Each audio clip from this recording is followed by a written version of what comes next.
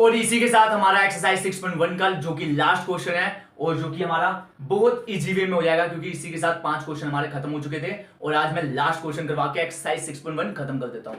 तो देखो हमारा क्वेश्चन क्या कह रहा है, मैंने पूरा क्वेश्चन नहीं उतारा क्योंकि स्पेस थोड़ा कम हो जाता है, मैं आपको समझा दूंगा। ठीक है, सबसे पहले क्या दिया हुआ है, एंगल एक्स वाई जेड, क्योंकि इसमें ड्रॉ नहीं किया, तुम्हारे को डायग्राम नहीं दिया हुआ, तुम्हें खुद ड्रॉ करना पड़ेगा। तो एक्स वाई जेड की वैल्यू कितनी दी है वो देख लेते हैं। एक्स वाई जेड मतलब एक्स वाई जेड की वैल्यू कितनी दी है, ये हमारे को दी है 64।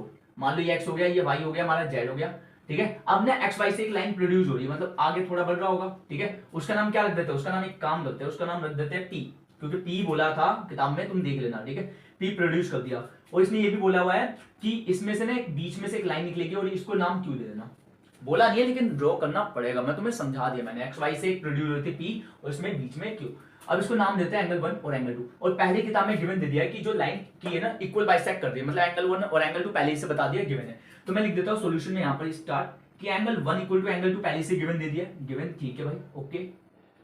अब इसके बाद क्या करते हैं, अब इसके बाद करते हैं, मैंने तुम्हें बताया हुआ है, बार बार बता रहा हूं भाई, एक लाइन में 3 एंगल बन रहे हैं, 180 इक्वल लिख दो ना, खत्म, बात करो। देखो कैसे मैं लिख सकता हूं कि क्या कि X Y Z, angle X Y Z plus में एंगल 1 लिख लेना, प्लस में एंगल 2 लिख लेना, इक्वल टू 180 लिख लेना और लीनियर पे लिख देना। ये तो तुम्हारा ही काम है। एक्स वाई जेड की वैल्यू 64 दी है, प्लस में एंगल 1 को एंगल 1 रहने देंगे और एंगल 2 को भी एंगल 1 ही बना देंगे, क्योंकि ये दोनों इक्वल है। मैं लिख सकता हूं एक वैल्यू फाइंड आउट हो जाएगी, तो एंगल 1 भी हमारा हो जाएगा और इक्वल टू 180। तो मुझे पता है एंगल 1 और एंगल 1, 2 एंगल 1 इक्वल टू में 180 माइनस में 64 कितना होता है, कुछ हमारा क्या आएगा 116 आएगा, कुछ देख लेना। और एंगल 1 और इसको कट करोगे ना यहाँ पर, तो हमारा एंगल की 1 की जो वैल्यू आएगी वो हमारी आएगी 58।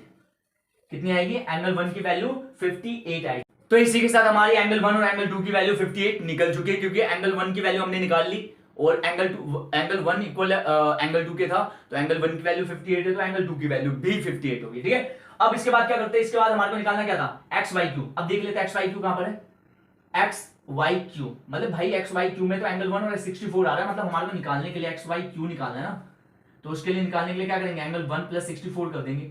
एंगल 1 की वैल्यू 58 है, प्लस में 64 कर देंगे, कितना आ जाएगा भाई, कुछ 122 आ जाएगा, है ना। हाँ बिल्कुल 122 आ जाएगा, खत्म। अब इसके बाद हमारे को एक लास्ट निकालना है, लास्ट निकाल लेते भाई। क्यू वाई पी की वैल्यू रिफ्लेक्स है, लेकिन क्यू वाई पी रिफ्लेक्स निकालने के लिए 360 में से माइनस करते हैं, लेकिन क्यू वाई पी की वैल्यू कितनी निकाली थी हमने, क्यू ये रहा, वाई ये रहा, पी ये रहा, मतलब उसमें एंगल 2 और आ रहा है। तो एंगल 1 की वैल्यू 58 आई थी, तो एंगल 2 की वैल्यू भी 58 थी, तो 58 को माइनस कर देंगे, तुम्हारी वैल्यू कितनी आएगी 302। मतलब एक्स वाई क्यू की वैल्यू 122 आ गई और क्यू वाई पी की वैल्यू 302 आ गई।